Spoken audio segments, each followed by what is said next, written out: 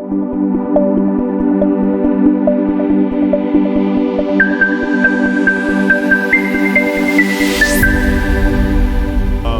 my name is James Burnett, and as far as voice acting, I started as an impressionist when I was 16, and I have a whole story about that as well.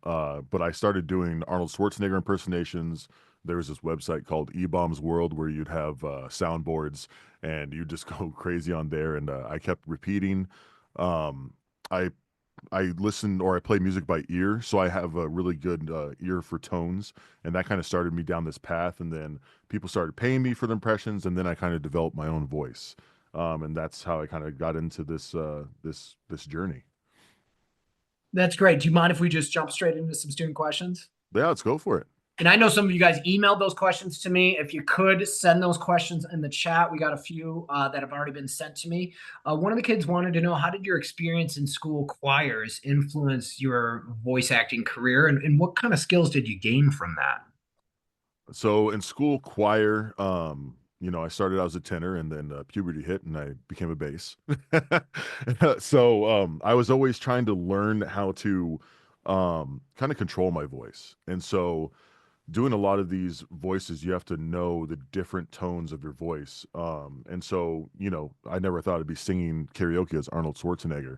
But in addition to that, I learned how to do things called subharmonics, where you can take the bass of your voice and actually go one more octave down, which makes it kind of cooler for songs. And then the different things you can do with your voice and where your voice comes from, whether it's your throat, your nose, your chest, all that comes into play when you're doing voice acting as well. There's a lot. I know a lot of kids here are into music, so they kind of want to think of like all the different various things that they can do.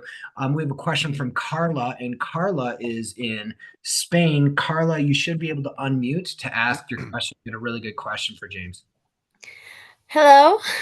Hi. My question is, what is the best and worst thing about voicing characters, and what is your favorite character? Okay. Well, the best thing about voicing characters is that it's fun. Usually, it's someone that you either respect, or it has that you get that different side of yourself that you would like to do, or be emotional about it. I would say the worst thing about it, and this is the worst thing about any gig, is doing the same line like 100 times, 100 different ways, and giving all those obviously choices, because it gets kind of daunting after, like, the 10th time you're doing the same line. And so you're trying to find a new way to deliver that line sometimes, and it can be a little daunting sometimes. Nice. That's a really good. You don't really think about that because we only hear it Yeah. once. We have a question from Wendy. Wendy is in France. Wendy, you had an awesome question. Go ahead and ask James. Hello, my question is, how did you handle telling your parents about your wish to do voice acting? Well, I already had a bunch of other jobs while I was doing voice acting. It was kind of a side thing. And so, I'm 40 now. So I always had a steady job, and then I always did like side jobs at the same time. So it was never really an issue for me. But if I had started just doing voice acting, I would have definitely done it differently. I've built my life through other careers and had voice and act on the side, and then I started to make money after I already had money, if that makes sense. We have a question from Capucine, and feel free to talk about James. Feel free to talk about your other career because I'm sure there's some overlap. Yeah. I'm guessing if you've ever done that as well. That was what my question was. I was like, I don't know if he's ever done that. All right, Yeah. Capucine, go ahead and unmute. You had a great question. Go ahead and unmute to ask James. All right, there might be there's technical issues there. Yeah, So, you're fine. Capucine wanted to know, does it change your voice when you're playing like different voice characters? Like, how do you change it? Like, can you give us some examples like how you do that? Yeah. So, depending on what you do, what time of day, how you've strained your voice, you'll get a different sound in your voice. So, when I'm doing someone like Optimus Prime, I have a couple different ways I do it. I take a pillow and I scream into the pillow over and over again until my voice is completely shot. And then I'll start to get the gravel in my voice. And then we'll get lower. And like us, there's more to them. then meets the eye. And so it gets like way down in the gutter, but I have to like strain my voice by yelling into a pillow, singing my favorite song as loud as I can. Sometimes cigars and whiskey will help too, and I'm not promoting that type of stuff, but there's so many different ways you can kind of get there. Traditional voice actors will tell you to like yawn over and over again to open up your larynx and everything. Drink tea, green apples.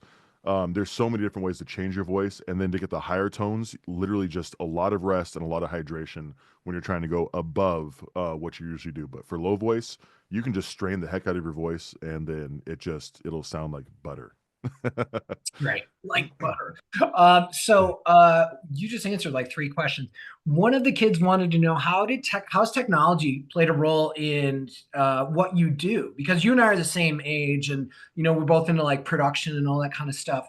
Yeah. And originally we didn't have. I mean, we had like Audacity or SoundForge, where it was like very slow, like dial-up internet, like trying to edit online. Like, how has it advanced in the past few decades for your career? So I'm kind of I guess I'm abnormal when it comes to computers. I build computers. I do a bunch of different types of things in audio editing, video editing. I'm not an audio engineer, but I've always had some type of affinity to computers. So software, I see it as this tool, and the more you understand the tool, the better the technology is. And my voice acting is probably not as good as my technological side. So I can audio edit my stuff in seconds and send out a voice demo that's been, you know, so it'll take someone hours. It can probably take me minutes because of my audio editing and the way I do with computers. So technology is huge. You have to develop that skill first for voices, but technology will cut down the efficiency time, and you'll be turning in a lot more stuff if you have a technology advantage. That's a really good point. One of the kids, they want to know, do you have any suggestions as far as programs or equipment that they can do? Because there's some kids here, I know Capucine just messaged again, that this is really great, that they're discovering there's something else they can do when it comes to recording if they don't play an instrument or they don't sing. What would you recommend? So I started with Audacity. It's free, it's bare bones. Literally you just get a mic, you record, and that's very simple. But because I have a little bit more technical knowledge, I started using FL Studio because the effects in FL Studio, I can get that sound I want when I'm doing Darth Vader, when I'm doing Optimus Prime. There's just those echo effects that make it sound that much better. So I kind of do both, but FL Studio, I like the way it cuts, and when I send 50 files, it has a batch export where I can export all the files I want, like whether 50 to 100, and send them all at once. So I'm really about efficiency, and FL Studio has been the best for me. I got a question. Have you ever like done anything ridiculous with your ability to impersonate celebrity voices, like order pizza or anything like crazy? Yeah, I was actually at Panda Express the other day with my kids in the car, and we ordered as Arnold the entire time. So Can you give us an example of that? yeah. This is hysterical. So I go up to the window. I'm like, "Yes, hello. I would like this. This is a great Chinese place. Of course, we are in the drive-through right now, and I would like something with chow mein. Something with a chicken that is orange because you guys have the fantastic, super fantastic orange chicken. It is great, and I want that with the teriyaki chicken because I'm trying to work on my gains." Dude, you have Um, me rolling laughing over here. I know it's getting kind of late in Eastern Europe. We have a question from Europe. This is Tess. You had a good question that has been answered. All right, go ahead and ask Tess. Hello, I have a question. What do you think about some people want to replace voice actor with AI? Honestly, there's always going to be a need for voices. AI can get close, but you're not going to hear or think of like the ridiculousness or that stuff that comes spur of the moment. And there's that one guy that sounds like that does all the Chuck Norris stuff, that AI voice now, where his voice sounds plain like this, and but it's still you're missing those pauses, that intonation that people bring to voiceovers. So AI will take out a lot of jobs where people are just kind of lackluster and they don't have a lot of style to the voice. but it's our independence that kind of really helps that. Just like acting is not really going to go away in general either. AI is going to take some of it, but it's not going to take all of it. There's always going to be people that find a way to get around it. What do you think? Because you've been doing this for a while. I mean, decades. Like, what is like some of your like more memorable moments of this career for you? I think just whenever people will just ask me to do something, and I honestly, all my memorable moments is when someone wants to pay me for doing like 30 seconds of work. Um, so promos and commercials, that's like the best when you literally will spend 15 seconds on something. I mean, the finished result, and you get paid hundreds of dollars to do something that takes seconds. It's pretty crazy. And anytime that that's happening where I get paid for that, it's just I don't know. I can't believe it usually. Yeah, you are absolutely wildly talented at that. One of the kids emailed, they wanted to know what are some misconceptions about your industry? Um, it's super easy to get into, but it's very difficult to make a living off of. And which is why it's always been kind of on the side for me. And the reason why I always wanted to do like it mainly, first of all, it's fun. It's really cathartic. But the biggest setback is if you don't put in the auditions or you're not constantly marketing yourself, you're not gonna make money. And if you just think you can go and be like, I have a great voice, I have a great tone, let me just go audition for this one thing and then now let me just wait, you'll never get any money. It's literally a numbers game, and the more like numbers you put in, that's really what it's all about. We'll go with two more student questions, and we'll let you go. One of the kids, they wanted to know how do you balance your creative freedom with the expectations of clients and directors? Because I know you have like, you can have like two renew things, because I know we worked in the past together or whatever it may be. Like, how do you do that? Um, I have the luxury, like I said, of having income already. And so I'm not as hungry for a lot of clients that want me to do crazy stuff. If they tell me they want me to do or say something, I'm like, no. So that helps. But honestly, just being true to yourself, that's really what it is. And if you're doing what you want to do and you enjoy doing it, and someone is trying to pay you for what you enjoy doing, that's what you usually bring to the table. As soon as someone starts to change that, I don't want you don't want to be captive, or have audience capture where you're doing things you think other people will like. You want to do stuff that you like, and then have people kind of conform to what you're doing because they like you for your style, not for what they think you should do, if that makes sense. No, it absolutely does. We're going to try again with Capucine has another question from Europe. Go ahead and unmute. This will be the final student question. Go ahead and ask Capucine. Might have some technical difficulties there. Capucine wanted to know, which is your favorite character to portray? Which one do you have more fun with? It's honestly Optimus Prime. Optimus Prime, Darth Vader. Those are my favorites by far. And then when you add the effects at the end and hear the end result, it's awesome.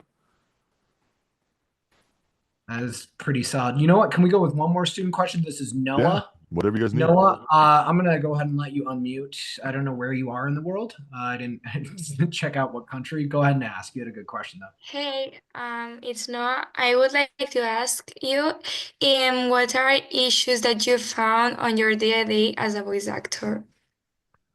Issues I have on a day to day is just sometimes getting that motivation to do the numbers, recognizing that it is a numbers game, and making sure that that feeling of like being bored with a certain read, you still have to bring yourself to it because when you're reading something that you really don't want to do, or maybe that doesn't sound as fun, if you're not being yourself in that, it's going to come through in the read. So whenever I read something, I try to make sure I look at it from a different angle of like, hey, like even let me bring a piece of myself to this instead of how this boring documentary is supposed to be. Let me add some of what I bring to it. That is like interesting that you kind of develop these things and then you kind of make it your own, where I literally cannot hear the difference between your voice and anyone else's. So you guys definitely follow him on socials. We'll have him tagged on Instagram and whatnot. So one of the students, they wanted to know well, you shouldn't. Don't worry about that. We're gonna go with my final question. The final question is this. Final question is this, and I ask this of all of our guests: what advice would you give to the kids around the world, whether they want to get into voice acting or something completely different? What advice do you have for them as they kind of start out on their own path? I'll tell you guys the same thing I tell my kids. You can go to school, you can do your 4 years in college, you can go and be that great thing in the workforce, whatever boss needs you to be. And if you decide that you want to do something else at the same time, you have to put all of your heart and soul into that thing that you want to do. And what it is you have to continue doing something, whether it's a trade skill, whether it's voice acting. You have to take it and you have to put all your passion into it. Because if you don't, it's not going to show, and you're going to have to hope that you have something to fall back on. Because if you don't have that, it's going to be you really want to enjoy what you do, and the only way to do that is to put everything into it, and people will see it, but it takes, people say, about 10 years to develop something where you can start making money off the things that you enjoy doing, but you can't stop doing it unless, you know, you just have to keep going at it, and it sucks sometimes. I think all jobs have that at one point or another. So can you give us any Darth Vader or anything? Sign off. Yeah. We'll Let you me go. add my effects on here, and I'll give you Darth Vader, and maybe I'll do Optimus Prime in there too. Let me see. Let me add. You guys can hear the echo now, right? Yep. Yep. Okay, we got that. Let's add some more. So right now I'm in FL Studio. I'm adding the echo to it because Darth Vader has a little echo. I'm gonna take a little away. This is a chorus. So this adds just like another layer of my voice, and I added 2 layers for that. So I still sound like myself, obviously, but it sounds like a little bit more machine. And then there's a last one that's a plugin that makes it another delay on my voice. So 1 second, let me put the delay on there. Always gonna find it. Let's see, there it is. It's gonna do a little echo. Okay, that's that, and here we go. So, what's that one line? I find your lack of faith disturbing. Apology accepted, Captain Mida. And of course, if you're doing Vader, then you can automatically go into James Earl Jones, which is the same voice, where he's Simba. The great kings of the past live there. Look at the stars. Every king that's died for our kingdom is up there.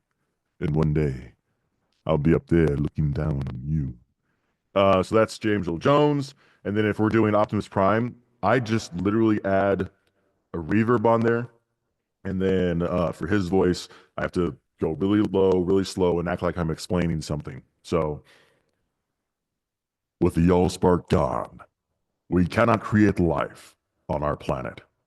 And fate has yielded its reward, a new world to call home. We live among its people now, hiding in plain sight, but watching over them in secret, waiting, protecting. I have witnessed their capacity for courage, and though we are worlds apart, like us, there is more to them than meets the eye. I am Optimus Prime, and I send this message to any surviving Autobots seeking refuge among the stars. We are here. We are waiting. So, you know, fun stuff like that.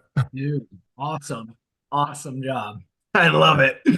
All right, dog. We won't take any more of your time. James, we can't thank you enough for spending some time with us. Before I end the meeting before I close it all down, I'm going to ask everyone to unmute. Can we all say thank you to voice actor James Burnett Thank you. for talking to us? Thank Thank Of you. course, of course. Thank you. Bye. Thank you.